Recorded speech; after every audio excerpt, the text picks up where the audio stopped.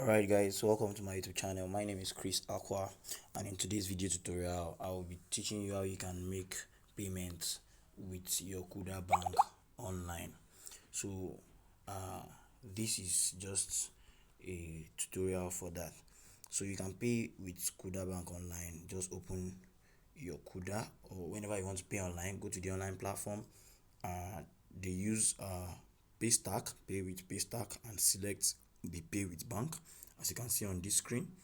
So you select the Kuda Bank option, then you come to your Kuda app, then you click on web payment. Then once you click on web payment, click on this copy pay ID. This is the ID that you are going to use to make the transaction successful. So you enter the pay ID on the website you want to pay. That is done through Paystack. Then you authorize. So once you've done that, your payment will get confirmed and the transaction will go through. So guys, thanks. If this has helped you, please drop a like and share to your friends, and please don't forget to click on the subscribe button and turn on the notification bell to get updated on content like this in the future.